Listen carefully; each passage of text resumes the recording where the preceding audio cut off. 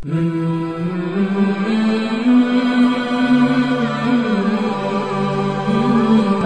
Allah Ta'ala menerima beliau dengan penuh keridhaan, karena jasa-jasa beliau di umat sudah sangat nyata, terlepas dari perbedaan pikiran antara kami. Dan ana uhibbu, ya, saya termasuk pengagum beliau, meskipun dalam banyak hal saya berbeda dengan beliau. Luar biasa, Bu ya. Baik, sahabat, kita tahu bahwa di bulan Rajab ini ada 7 peristiwa paling tidak kita akan bahas ya. Mudah-mudahan kita bisa belajar dari guru kita ini. Pertama, sebelum manusia tercinta, manusia yang memberikan cahaya di atas cahaya menuntun kita, beliau pasti sama dengan hamba-hamba yang lain, yaitu dikandung. Saat dikandung nih Bu ya, saya ingin tahu apa yang terjadi, dan 2, saya ingin tanya Bu ya, biar ada hikmahnya buat ibu-ibu yang sekarang sedang mengandung, ya, apa yang harus dilakukan. Pertama, apa kejadian yang istimewa ketika ibu terpuji, Ibunda Aminah ini saat mengandung di janin baginda Nabi besar Muhammad SAW? Ya, ini jarang dibahas, Bang Dik, ya. Nah, Bismillah, alhamdulillah, wassalatu wassalamu ala sayyidina Rasulullah wa ba'du. Betul, banyak sekali hari ini muncul pembahasan yang di luar pembahasan masa-masa yang lalu. Walaupun itu pembahasan yang lama, tapi baru mulai dipopulerkan ketika ada beberapa kalam dari Allahyarham guru kita, Mbah Mun, tentang sirnya Rasulullah. Itu salah satunya, beliau dikandung oleh ibundanya Aminah pada bulan Rajab, ya. Berarti Rajab ini boleh disebut peletakan atau pemindahan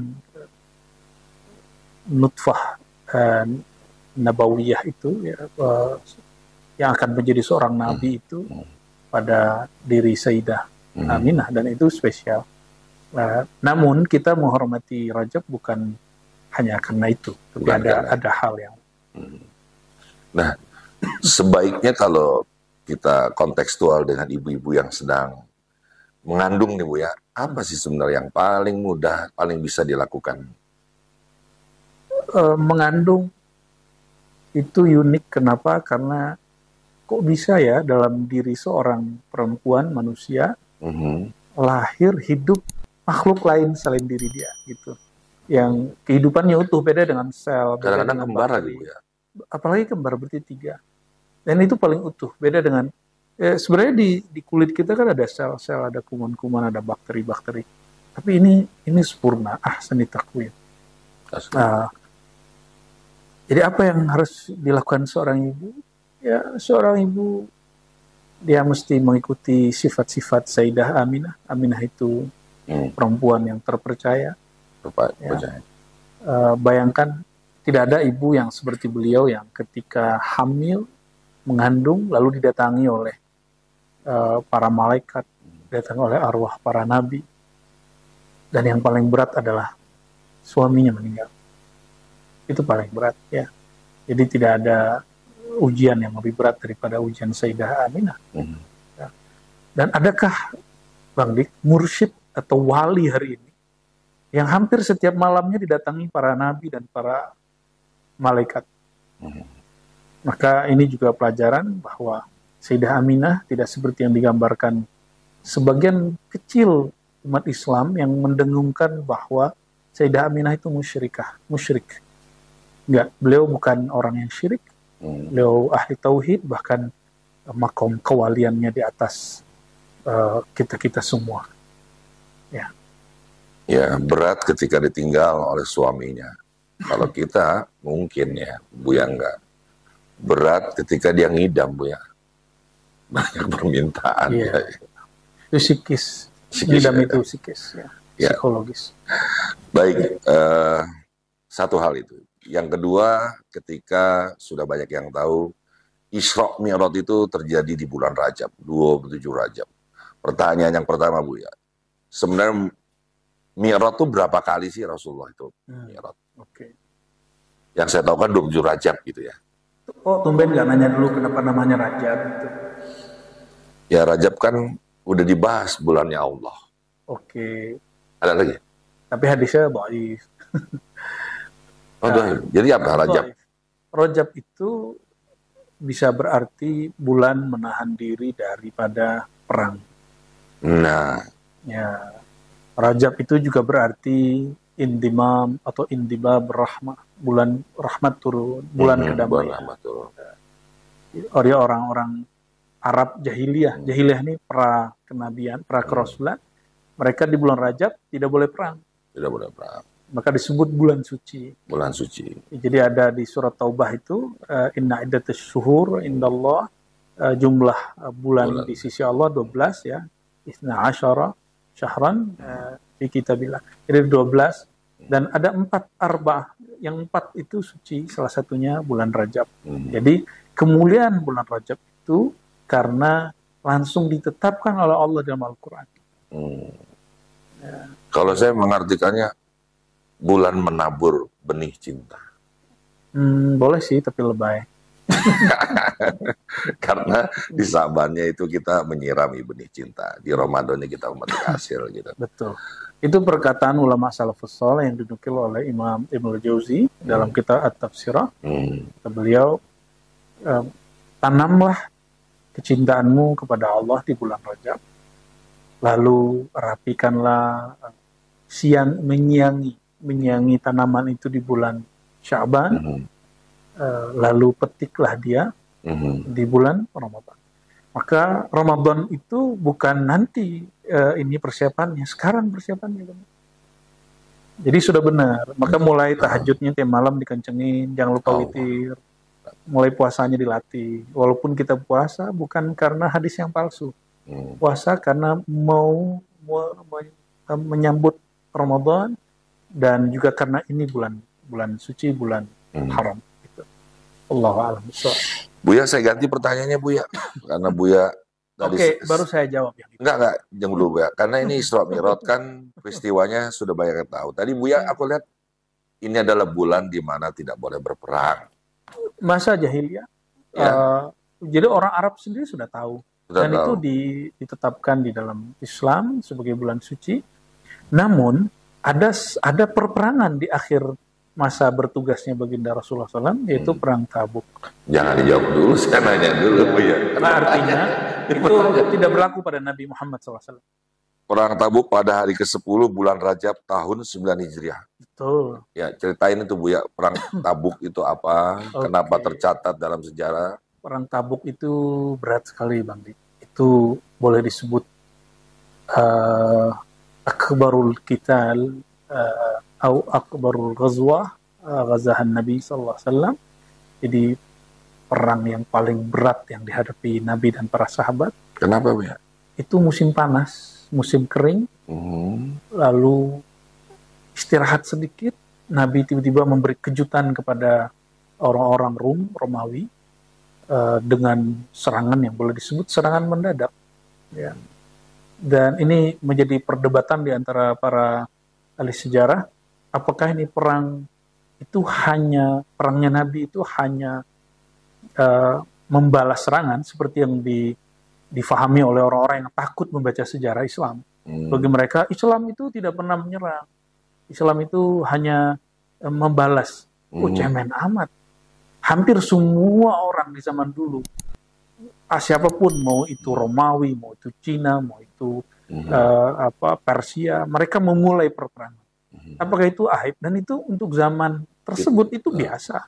Kenapa sejarawan Muslim hari ini takut untuk mengatakan Nabi pernah memulai perang? Nah, ini yang diperjuangkan oleh Syekh Muhammad Sa'ir Al-Lutfi dalam Fiqh Sirah, ya, perdebatan-perdebatan itu.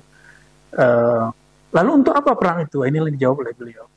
Salah satu yang saya ingat dari Fiqh Sirah beliau, ya, dan juga beberapa buku yang lain, perang melawan Rum itu dimulai dari kejadian Tabuk ini. Maka Tabuk ini bukan Tabuk Bang Dik, ya.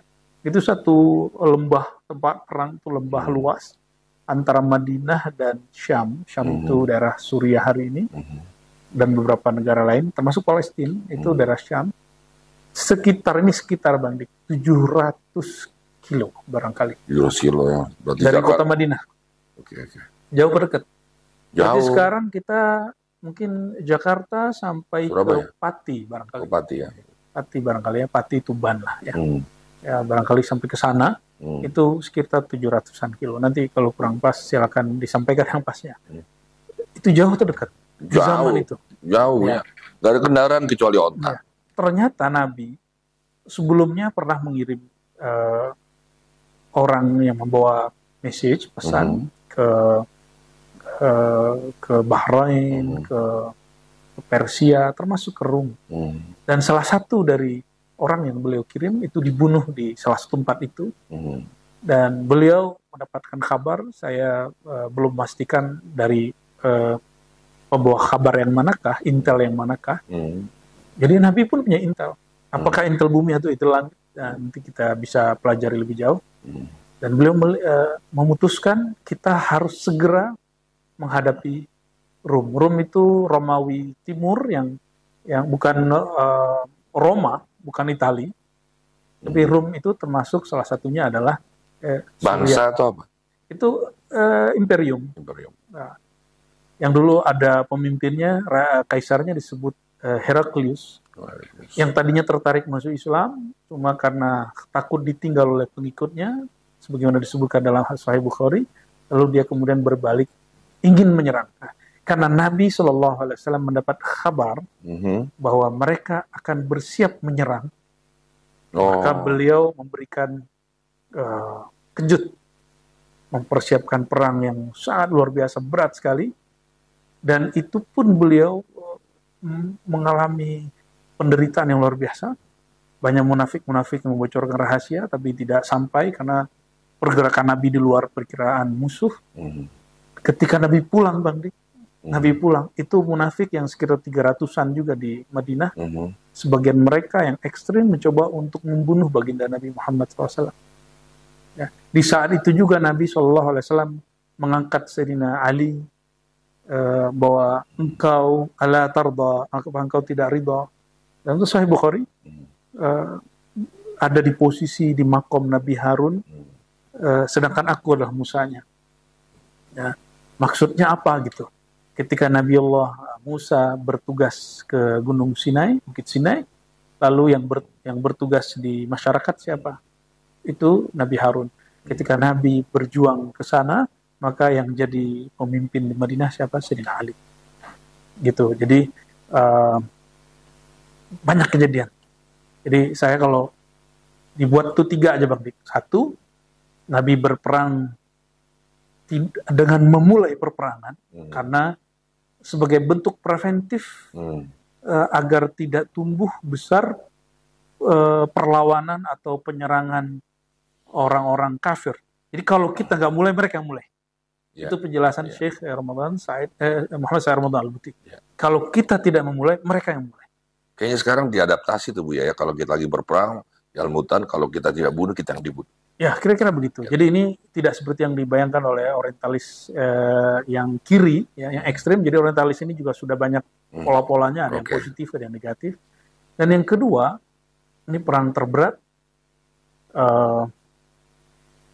jaraknya jauh, perjuangan yang sangat panas. Para sahabat sampai-sampai kemudian mereka hampir-hampir saja kehabisan tenaga. Dan yang ketiga, Nabi membuat manajemen kalau boleh disebut pengurusan manajemen negara lah. Jadi tidak boleh ada kekosongan pemerintahan di tempat kita tinggal. Ketika berjuang ke sana harus ada yang tanggung jawab di sini. Dan yang terakhir, ini yang paling penting. Beliau di hadis-hadis Sahih Bukhari menyebutkan tentang orang-orang munafik itu, bahwa mereka akan selama-lamanya munafik sampai kiamat. Berarti jika para nabi ada pewarisnya ulama, orang munafik juga ada pewarisnya setiap masa. Nauzubillah min dzalik, semoga kita terlindung dari sifat kemunafikan, namun kita harus hati-hati dari noda-noda itu setiap hari. Gak boleh merasa aman, gak boleh merasa sok suci, karena semua itu bisa saja datang tiba-tiba. Ini yang kemudian boleh kita ambil, sifat khianatnya orang-orang munafik, sifat dustanya. Nah, yang paling bahaya itu khianat, Bang Dik. Nah, ini yang mesti kita ambil supaya tidak terjadi pada diri kita. Itulah perang Tabuk. Wallahu a'lam. Pemirsa, baru dengarkan bahasan Rajab seperti ini. Saya sebagai pencinta bulan Rajab, ini menarik ya. Dan saya mau tarik kontekstual dengan saat ini, pemirsa Rumi Cafe. Kelihatannya biadab banget ya dulu. Hidupnya hanya peperangan gitu. Tapi ada aturan. Orang itu nggak boleh membunuh perempuan yang masuk ke dalam rumah. Ibadah jangan diserang. Kakek-kakek atau bayi-bayi. Ini yang terjadi di Palestina. Coba Buya gambarkan. Ini perang apa ini? Sudah nggak ada lagi kata-kata Bang Dik tentang Palestina. Semua kezaliman sudah ada. Saya khawatir inilah awal kezaliman dunia. Kenapa? Karena dalam hadis tentang Zuhurul Mahdi, kemunculan Imam Mahdi itu disebutkan kemunculan beliau sudah ada barangkali, tapi kemunculan beliau secara zahir itu ketika yamla'ul ardu zulman wa jawran. Bumi atau muliat al-ardu zulman wa jawran. Bumi dipenuhi dengan kezaliman-kezaliman. Saya khawatir inilah awal kezaliman itu, dan nanti akan berujung. Kita nggak tahu kapan ujungnya. Apakah setahun lagi, 2 tahun lagi, 3 tahun lagi, 10 tahun lagi, wallahu a'lam. Yang penting hati kita harus siap-siap nanti. Maka setelah ini besar kemungkinan akan tambah jelas lagi apa yang akan terjadi. Sebagaimana Rasulullah SAW mengatakan waktu perang Tabuk, beliau berkalam, kamu hitung dari sekarang 6 hal yang akan terjadi sampai kiamat yang paling besar. Ya barangkali itu akan terjadi lagi. Dan puncaknya mungkin di masa-masa ini, wallahu a'lam. Ya. Ini tidak menakut-nakuti, tapi saya sedang mencoba mewaspadai kegelapan hati kita yang terlalu santai. Jangan takut gitu. Ya, maksud Allah ma'ana. Allah bersama kita. Bismillah. Yaman sudah mulai diserang. Betul. Afrika sudah menggugat dan diancam pula. Saya jujur ya, jangan dipotong bab ini ya. Saya ikut merasakan penderitaan. Bahkan saya di tingkat putus asa bagaimana bisa membela Palestina. Mohon izin nih. Ada satu yang bikin saya bangga. Ternyata kitab kita itu sahih. Benar adanya. Dia telah menulis peristiwa itu jauh sebelum kejadian. Ini yang membuat ada satu kebanggaan bahwa kita memang bertambat kepada Allah, berserah kepada Allah. Gimana kolerasinya dengan, bukan kita hanya pasrah sebenarnya Bu ya? Gimana Bu ya? Ya, yang pasti kita jangan terjebak dengan parsialisme, ya, kalau boleh disebut terjebak kepada pembelaan kelompok tertentu.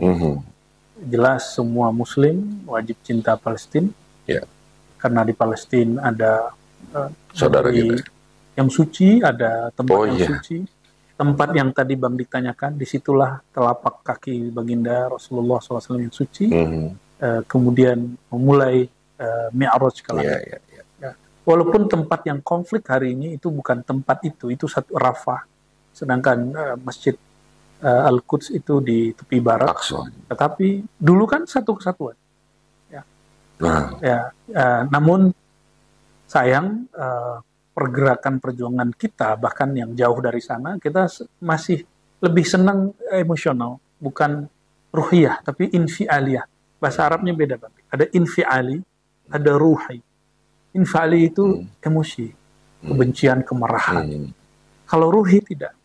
Ruh itu nggak ada marah. Ruh itu yang ada adalah mulai dari bab taubat, sabar, syukur, sampai sungguh-sungguh. Dari sungguh-sungguh turunlah satu sifat namanya jihad. Ada jihad. Maka jihad kita bukan dari kemarahan. Jihad kita muncul dari kecintaan, justru dari cinta itu. Karena mempertahankan cinta itu kita berjihad, bukan karena kebencian kepada siapapun. Luar biasa. Ya. Salah satu mimpi saya adalah berjuang, berjihad di medan juang, tapi pada saat yang tepat, di tempat yang tepat. Jangan sampai lebih awal dari saatnya atau telat dari waktunya. Itu permintaan saya, semoga Allah ijabah. Dan itu bukan negeri ini, Pak. Negeri ini lebih pada jihad fikri ya, jihad ruhiyah, jihad intelektual, jihad ruhani. Karena orang kita, alhamdulillah ini nikmat sekali jadi orang Indonesia, Nusantara. Orang-orang kita sangat gampang tersentuh. Buktinya setiap kali ada konflik di Palestina, saya termasuk dulu ikut berpartisipasi dalam satu lembaga filantropi, ikut mengkolek. Sampai sekarang kita sangat senang. Namun perjuangan itu tidak hanya koleksi dana, tapi ada perjuangan lain. Dan kita harus menyiapkan rohani, sembari ada orang yang sedang berjuang. Ya. Berita-berita hari ini, teman-teman, ini zaman yang hak dianggap salah, fakta. yang salah dianggap benar. Ya, ini boleh disebut zaman memuncak. Puncaknya bukan sekarang, bahwa yang benar dianggap salah, yang salah dianggap benar, berita hoax dipercaya, berita yang benar dianggap hoax. Itu tertulis dalam hadis Ibnu Majah, yusaddaq fihal kadhib wa yukadzdzab fihal shadiq. Zaman yang ketika yang benar beritanya dianggap salah, yang salah dianggap benar. Dan yang nanti yang paling menderita orang Islam. Yang paling menderita kita. Dan musuhnya kita-kita juga. Kita-kita juga. Masa dalam bal habab gini kita saling hujat-menghujat, kan? Lucu. Itu lucu sekali, ya. Ya, wallahu a'lam bishawab. Ya. Menarik. Pemirsa podcast Rumi Cafe. Tadi Buya mengatakan, janganlah engkau berperang karena kebencian, kemarahan, dendam, melahirkan amarah. Sehingga kita nggak bisa berpikir gitu. Ya. Lalu Buya mengasih solusi, mengadulah kepada Allah. Lalu ada sudut ruang ibadah, sampai ada panggilan jihad dari yang maha melindungi itu ya. Jadi kita berjalan. Salaman dulu ya. Allahumma sholli ala Muhammad. Saya jadi belajar nih ya. Itu bisa diterjemahkan dalam pekerjaan, rumah tangga kita, urusan dagang dan bisnisnya. Allah nggak tidur. Ya. Sekarang kita udah boleh masuk Isra Mi'raj. Ya. Tapi kita nggak mau bahas yang udah gitu loh. Adakah rahasia setelah Buya melihat tayangan-tayangan atau yang sudah Buya bahas, sudah dia bicarakan, ternyata ada hal yang belum dibahas nih. Pertama tadi, berapa kalikah sebenarnya Rasulullah itu mi'raj? Dengan tubuh kah? Dengan ruh kah? Atau tubuh dan ruh ikut berangkat? Pertanyaannya sekarung. Oke, satu dulu, berapa kali gitu ya? Berapa kali? Secara riwayat hadis, Imam Al-Hafiz Ibnu Hajar dalam Fathul Bari menyebutkan 5. 5. Tapi ini versi riwayat ahli hadis, dan ahli hadis itu sebagaimana disebutkan oleh para ahli ilmu hadis ya, seperti Mahmud Tohan yang mengikuti Imam Nawawi, Ibnu Salah, bahwa ilmu hadis itu epistemologinya muncul dari empirik. Apa yang didengar, apa yang dilihat oleh informan yang bernama sahabat, sampaikan ke muridnya sampai hari ini. Tapi secara rohani, Nabi Mi'raj kapanpun, dimanapun beliau dimi'rajkan Allah SWT, sesukanya Allah, semaunya Allah. Ya, makanya kita sering mendapatkan hadis di Sahih Bukhari, Sahih Muslim, semuanya pakai hadis, Bang Di. Dan ini yang kemudian terlewatkan dalam kajian-kajian empirik. Empirik ini lebih kepada fisik, material. Fisik ini tidak boleh menyentuh wilayah yang batiniah memang. Nah, secara rohani, jangankan Nabi SAW, dalam tabaqat para awliya, Sidi Abu Yazid Al-Bustami, yang menjadi poros banyak tarikot di muka bumi, tarikot sufi yang mutabarah, beliau mengatakan, aku bermi'raj setiap hari, setiap saat, 70 kali. Rohani saja. Setiap hari? Rohani. Ya. Kalau Nabi tentu lebih sering lagi, tapi Nabi kapanpun mau. Ya, karena beliaulah sang sosok mulia yang duduk di mahligai paling tinggi di atas arsy itu ya. Lalu apakah itu secara ruh dan jasad? Ini sebenarnya pembahasan lama sekali, sudah dibahas banyak oleh semua ulama, baik ulama hadis, tapi yang paling faham bab ini adalah ulama kalam, ahli akidah, dan ulama tasawuf. Ulama kalam lebih kepada argumentasi rasional, ulama tasawuf argumentasi spiritual, dan ini lebih kuat. Bahwa beliau bermi'raj secara tubuh dan jasad sekitar sekali ya. Adapun secara rohani berkali-kali. Ya, nanti silakan dilihat semua riwayat bahwa Nabi mengatakan ra'aitu an-nar, ra'aitul jannah, aku melihat surga, aku melihat neraka, gitu. Jadi kalau ketemu nanti riwayat begitu, Bang Dik, atau beliau menceritakan ahwal surga neraka, itu berarti beliau rohaninya baru naik terus turun beri kabar. Jadi sesimpel itu beliau. Ya, saya mulai terang dan mulai sedikit mendapatkan pengetahuan. Seperti para wali-wali jadab, Bu, ya, yang kadang-kadang katanya tubuh jasadnya memang lagi berhadapan kita, tapi tubuh rohaninya kemana tahu gitu. Ya, nggak usah jauh-jauh, Bang Dik duduk di sini, lalu memegang handphone, bisa pikirannya kemana? Ini yang nih. Itu mi'raj pikiran. Ini yang gue suka dari Buya nih. Ada orang mi'raj rohani. Rohani kan tidak di tubuh ini. Dia tidak terbatasi oleh tubuh ini. Maka betapa jahilnya orang yang membiarkan ruhnya terkungkung oleh tubuh yang tidak pernah mengikat dia. Iya. Tubuh ini nggak pernah mengikat ruh. Kenapa kemudian kita terbatasi oleh ruh? Apalagi Allah Ta'ala. Allah itu sangat dekat. Setiap kali seseorang menyadari kedekatan dia kepada Allah dan Allah singkapkan tabir-tabir rohani, itulah mi'raj rohani. Itulah mi'raj semua wali. Karena wali tidak mendapat kekhususan mi'raj secara fisik, yang secara fisik hanya Sayyidina Nabi SAW. Namun ini hal yang misterius. Apakah nanti Imam Mahdi itu juga mi'raj secara tubuh dan rohani? Wallahu a'lam bishawab. Nanti kalau orangnya udah nongol aja Bang Dik tanya langsung. Ya, sekarang masih misterius ya. Jelas ya, jadi mudah ya begitu Buya ngomong tentang HP ya. Saya juga suka tanya Buya, canggih mana HP dengan hati gitu kan. Mereka bilang kan HP gitu. Udah deh, saya jelaskan ini buatan manusia namanya HP. Hati buatan Allah. Canggih mana? Hati sekarang pindah Bu ya. Udah kalau begitu Anda sering menggunakan hati atau HP? HP gitu kan. Ya udahlah. Itu menceritakan tentang saya. Bu ya, nih kita pindah lagi ke peristiwa berikutnya nih. Ada seseorang yang tutup usia dalam keadaan muslim ya. Dan ini mungkin bukan muslim ya, di bulan Rajab tahun 9 Hijriah. An-Najasi Raja Al-Habasyah. Dulunya agama apa tuh Bu ya? Dia Nasrani yang masih murni. Nasrani yang masih murni. Nabi SAW tinggal di mana Bu ya? Pernah mengutus orang hijrah ke Ethiopia. Ethiopia, tahu Bang Dik? Tahu. Ya, Ethiopia selatan. Kekeringan, ada masjid yang indah dia dari tanah. Sebenarnya peradaban Mesir, Ethiopia itu dulu hampir sama. Mesir. Makanya piramid juga ada di Ethiopia. Karena dia satu aliran sungai Nil. Ini yang dilupakan banyak orang.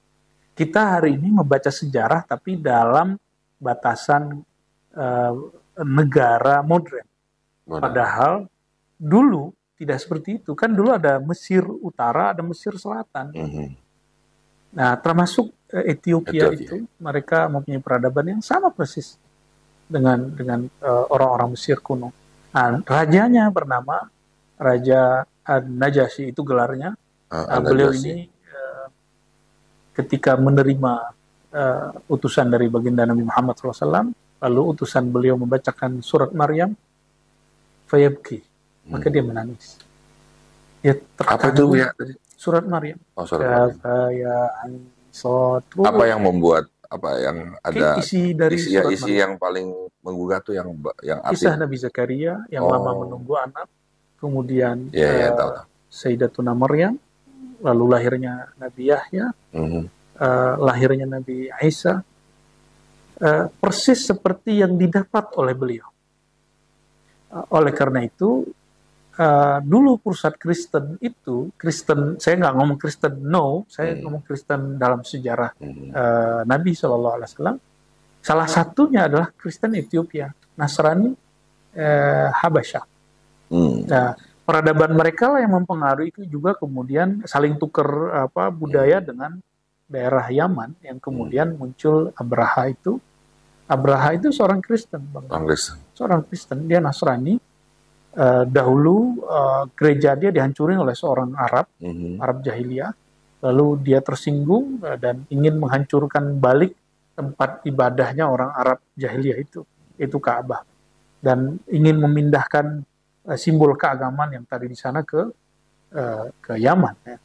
Tapi pemicunya adalah karena gereja dia dihancurkan. Sampai hari ini gerejanya Abraham masih ada di Yaman. Wow. Diteliti bukan oleh orang-orang Islam, yang meneliti orang Barat, kan lucu. Ya. Nah, Raja Habasyah tutup usia dan dia seorang Muslim. Betul tadi wafatnya di sana Tasya ba'dal hijrah, jadi tahun ke-9 setelah hijrah, dan itu bulan Rajab. Lalu Nabi menyolatinya yang kita sebut sholat gaib. Nah, disitulah ulama kita mengatakan fihi masyru'iyyah sholatil ghaib. Ini pensyariatan sholat gaib, dan itu ditulis dalam Sahih Bukhari dan Sahih Muslim. Ya. Luar biasa, ya. Jadi ada 2 pelajaran di situ, Bang. Pertama, ajaran Sayyidina Isa itu sama dengan ajaran Nabi Muhammad SAW. Ya. Buktinya Raja Habasyah terkagum mendengarkan surat Maryam dibacakan, dan yang kedua dianjurkan sholat gaib terhadap saudara kita yang meninggal walaupun jaraknya jauh. Ya, wallahu a'lam. Wow, keren. Ya. Saya sedikit belajar, Buya, itu bahwa Maryam sudah dijaga oleh Nabi Zakaria. Pintunya, jangankan jendelanya, pintunya selalu tertutup. Tapi ada makanan di situ selalu tersedia. Bingung. Lalu Nabi Zakaria lancang, dia bertanya, dari mana ini? Jawabannya singkat, Allah. Lalu itu menjadi inspirasi nih pemirsa Rumi Cafe. Dia pulang karena dia nggak punya anak kan.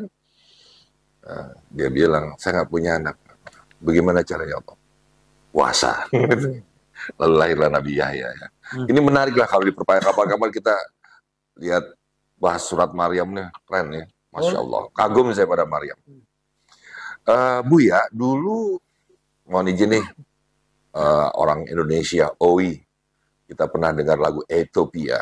Ya, dulu tuh banyak kasak-kusuk bahwa kelaparan yang begitu dahsyat karena banyak orang-orang yang pindah agama atau namanya murtad, maka diberikan salah satu kekuasaan Allah berbentuk kelaparan.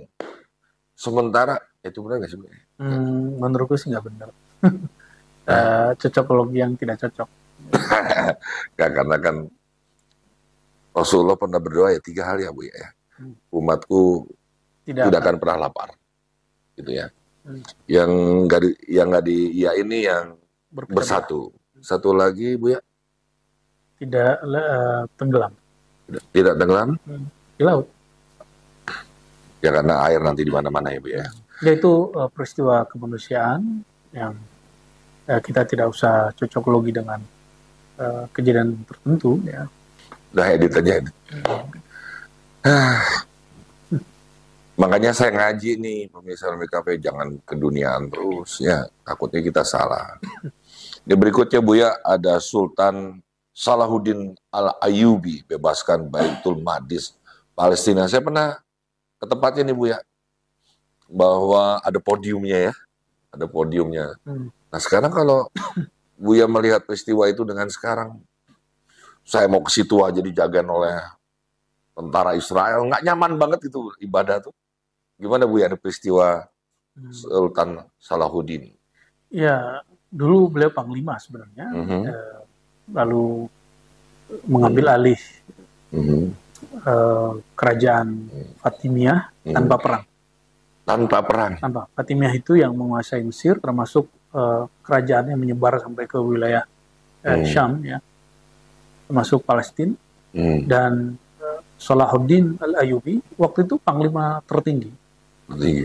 Yang jarang diceritakan orang apa, Bang? Salahuddin murid daripada Syekh Abdul Qadir Jilani, Imam Sufi. Murid langsung. Lalu untuk mentoringnya, beliau kepada murid malamatiyahnya Syekh Abdul Qadir yang bernama Qudaib Alban. Berarti Buya kalau gurunya pencinta itu perangnya juga dengan senjata kecintaan. Walaupun ada konflik internal beliau dengan beberapa penguasa daerah, tapi semuanya dalam rangka menyelamatkan Al-Quds.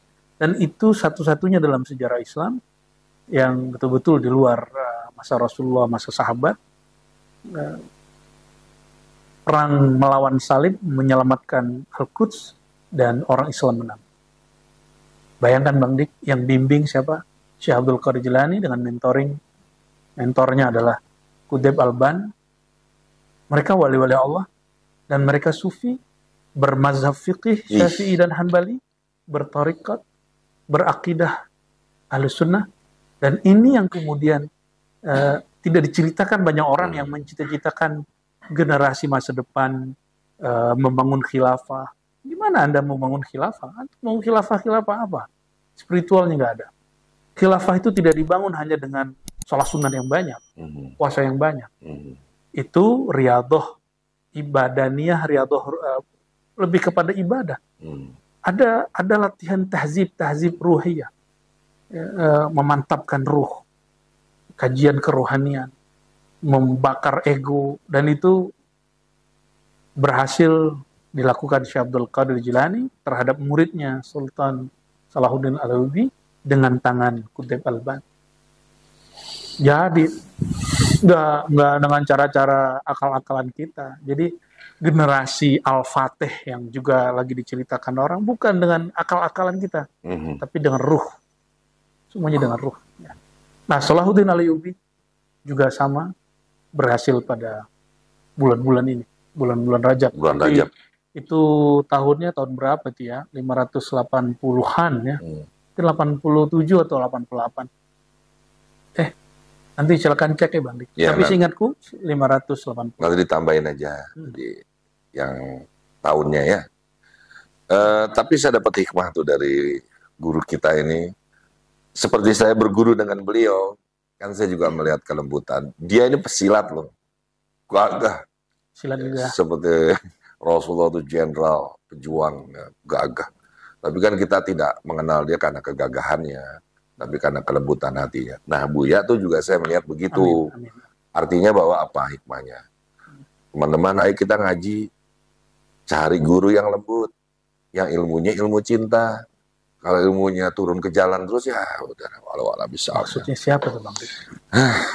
Banyak debu-debu kepentingan Bu ya di jalan itu. Aku nggak mau ikut serta Bang. Iya udah biar saya Bu ya. Kabur. Nih ada 2 pertanyaan lagi Bu. Imam Syafi'i ini luar biasa ya, wafat pada bulan Rajab juga. Tahun 2004 Hijriah. Dalam usia yang nggak terlalu tua ya Bu ya. 54 tahun. Bang Dik berapa? Mau jalan di mana? Wow. Harus udah lewat nih. Biasa orang gitu itu umurnya panjang. Tenang aja. Ya. Dan dimakamkan di Mesir Bu ya. Jadi ternyata orang yang panjang usia itu panjang kebaikan dan kebajikannya sampai dikenang sekarang. Iya, alhamdulillah akhir tahun kemarin kami dan beberapa ikhwah ribat kita diizinkan Allah juga mengunjungi makam beliau yang baru direnovasi. Jadi antum kalau di Mesir ya? Iya, di Mesir kalau datang ke sana sekarang sudah rapi, sudah bagus, nggak seperti tahun-tahun sebelumnya.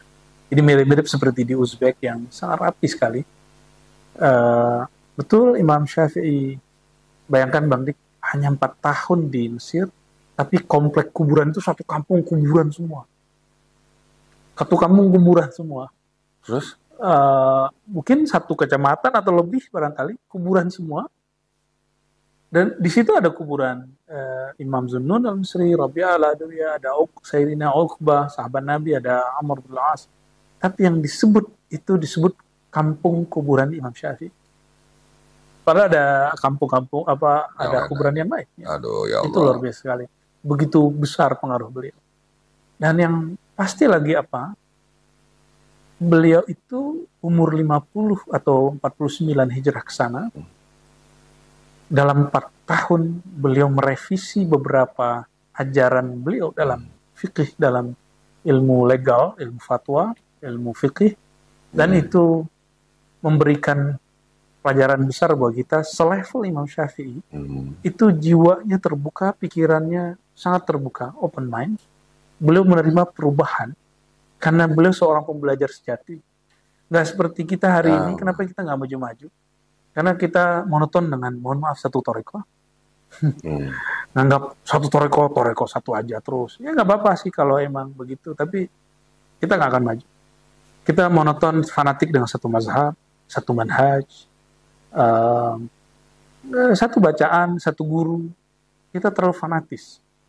Kalau ingin berumur panjang secara ilmu, umur biologisnya pendek, tapi umur ilmunya panjang, sampai hari ini masih dikenang. Orang lebih kenal Imam Syafi'i daripada Muhammad Al-Fatih. Ya? Orang lebih kenal Imam Syafi'i daripada Harun Ar-Rasyid, seorang raja khalifah di zaman itu. Orang lebih kenal Imam Syafi'i daripada Hulagukan, siapa lagi, Timur Leng, ya, Abdul Hamid II Turki. Enggak, orang lebih kenal Imam Syafi'i. Bukan politisi. Maka karena ini zaman politik, gak usah terlalu serius amat sih.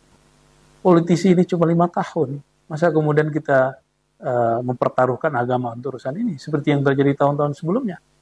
Ya, kita doakan saja semoga proses ini terjadi dengan baik. Ya, karena yang bakal dikenang nanti bukan mereka. Yang dikenang nanti adalah orang-orang yang berhasil membangun peradaban rohani seperti Imam Syafi'i. Ya. Apa lagi ya? Ya. Luar biasa ya teman-teman ya, kita membahas bulan Rajab dari sudut yang lain nih. Tahu Buya, waktu Buya ngejelasin, malah saya kebayang ini Buya. Negara Islam tuh mulai dihancurkan, mulai dari Afghanistan, Mesir, Syria, ya masih banyak lagi. Dan barusan terlintas gitu Buya, aduh, Yaman, Hadramaut, Arhim. Ini apa sengaja bagaimana mulai dari penghancuran? Sebelum kita ke babak terakhir nih Buya, pertanyaan terakhir. Buya melihat apa Buya? Di situ kan wali. Nih Buya, wali kalau berdoa ya nggak mungkin nggak dijawab. Atau wali sudah tahu akhirnya seperti apa? Tahu belum tentu. Ah, jelasin Buya. Karena yang tahu masa depan hakikatnya Allah Subhanahu wa taala. Diberitahu mungkin.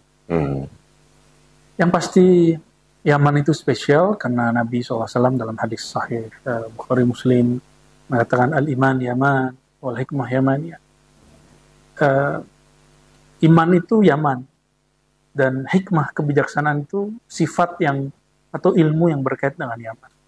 Dan kita beruntung negeri kita banyak sekali imigran Yaman yang kemudian berketurunan jadi Habib, jadi bangun pesantren, bangun jamiah dan banyak sekali. Kita diberkahi oleh kemunculan mereka. Dan yang kedua, Bang Dik, Yaman itu sudah lama polemik. Sudah lama. Dulu antara apa nih Buya? Internal. Jadi pemimpin agama atau kedudukan pemerintahan? Politisi. Waduh. Jadi Yaman itu info terakhir yang saya dapat dari pakar-pakar Timur Tengah ya, baik yang langsung ataupun yang lewat kajian-kajian di beberapa televisi Arab, ya. Mereka pecah jadi 7 faksi. Bayangkan Bang, negara yang tidak terlalu besar pecah menjadi 7 faksi. Dan di situ bermain Inggris, Amerika, Turki, Iran, Saudi, Australia, Italia, Prancis. Mereka main semua. Di situ ada yang berideologi Ahlus Sunnah, Asy'ariyah Habaib Ba'lawi itu di Hadramaut. Mereka lebih dekat kepada Saudi. Mereka Hadramaut sampai hari ini masih aman. Saya ini mimpi-mimpi siang bolong. Ya siapa tahu Hadramaut nanti gabung dengan Saudi. Jadi nanti kalau kita ke Saudi kita datang ke Hadramaut dengan mudah gitu. Cuma kembali lagi tentu kelompok Houthi tidak terima karena Houthi di belakangnya Iran. Houthi di belakangnya Iran. Di belakang Iran. Lalu ada kelompok Islah yang kemudian mereka berideologi Ikhwan, yang Ikhwannya Said Qutb. Ada lagi yang gerakan yang berkiblat ke Turki, ada yang ke Amerika, ada yang nasionalis, ada yang sukuisme. Betul-betul rumit ya. Membaca kerumitan itu Bang Dik sudah, saya yakin sudah putus asa. Kita hanya mendoakan apa yang dulu Nabi isyaratkan. Ya, jadi saya tidak terlalu banyak komentar tentang Yaman. Mungkin ini efek daripada perang Spring Arab Spring sebelumnya yang kemudian sempat terhenti sebentar lalu dimulai dengan perang di Gaza dan ini lanjutannya. Ini seri kedua. Dan Gaza belum selesai loh. Ya kan orang kira ini bentar, enggak, ini panjang. Panjangnya. Ini buktinya sudah lewat 3 bulan. Bisa masih perang panjang. dunia ya. Ya. Kita jangan lagi berdebat menghujat di sini. Apa yang kita bisa buat untuk mereka? Kalau nggak bisa kita doa, kita kirim donasi dan lain sebagainya. Ya. Setuju Bu ya. Jangan menghujat, apalagi beda pandangan dengan Buya. Oh itu nggak ada apa-apa. Malah, kita tuh nggak dewasa. Memang tubuh jasad Anda dewasa, tapi tubuh rohanianya masih anak-anak. Terakhir Buya nih, pada bulan Rajab tahun 101 itu ya, ada yang dikenang nih Buya. Umurnya 39 tahun Buya nih. Iya. Ya. Khalifah Umar bin Abdul Aziz. Kenapa dia dikenang ketika bulan Rajab membawanya pulang rahmatullah? Justru jarang yang mengenang beliau, tapi benar beliau salah satu, kalau dalam bahasa sejarah, khalifah kelima dalam tanda kutip. Setelah Khulafaur Rasyidin, yang kelimanya siapa? Padahal antara beliau dan Sayyidina Ali itu ada beberapa raja-raja sebelumnya. Sayyidina Umar bin Aziz secara nasab dari sisi ibu nyambung dengan Sayyidina Umar, dan kakeknya dari jalur Bani Umayyah nyambung kepada Muawiyah. Dan ketika terjadi konflik antara orang-orang yang pro Sayyidina Ali dan pro Muawiyah, ada orang bertanya kepada beliau, apakah engkau lebih mulia daripada Muawiyah? Muawiyah ini menyerang Sayyidina Ali. Muawiyah ini tidak mau tunduk kepada perintah Sayyidina Ali, padahal perintah Sayyidina Ali lebih sah. Apa jawabannya? Debu yang nempel di jubahnya Muawiyah lebih mulia daripada aku dan sholat-sholatku. Beliau sholatnya tahu nggak Bang Dik berapa sehari? Sebelum menjadi khalifah 300 rakaat sehari, setelah jadi khalifah sekitar 100-110 rakaat sehari. Umar bin Abdul Aziz, beliaulah khalifah yang berjasa membuat peraturan untuk mengkodifikasi, mengumpulkan hadis menjadi satu buku, bahkan berbuku-buku melalui ulama gurunya, kawan dia, kesayangan dia, yaitu Ibnu Syihab Az-Zuhri. Maka kita perlu ada ulama yang dia independen dan dihargai oleh para raja, para presiden, para ini, dan tidak menjilat kepada mereka, lalu punya karya, perlu kemudian dan dia jangan kemudian menjauh dari pemerintah. Kalau pemerintah dijauhi, lalu siapa yang mendekati pemerintah? Penasehatnya. Ya, harus menjadi penasehat, dan itu berkat Ibnu Syihab Zuhri. Bang Dik lihat kita kitab ini, yang kitab hadis ini jasa Ibnu Syihab Az-Zuhri. Imam Bukhari tidak akan mempunyai buku Sahih Bukhari kalau tidak ada jasa Ibnu Syihab Zuhri 1 abad 2 abad sebelum dia. Gitu ya. Boleh juga saya sebut Ibnu Syihab Az-Zuhri, Umar bin Abdul Aziz. Ini boleh dikatakan perkawinan umara dan ulama yang sangat harmonis. Ini yang kita dambakan sampai ke akhir zaman. Jadi bukan seperti yang dibayangkan orang jauh-jauh dari pemerintah. Enggak begitu juga. Ya, saya sampai hari ini masih ngambil jarak, tapi saya tidak menjauh juga. Ya, mana yang baik kita puji, mana yang jelek kita kritik. Ya, luar biasa. Bahkan mungkin pemimpin kita ada yang lebih baik dari ustadz dan ulama, Habib. Ustadz, ulama, Habib, Kiai dihujat, itu membalasnya pakai ayat. Dan menggebu-gebu berkali-kali. Dihujat sekali, balasnya berkali-kali.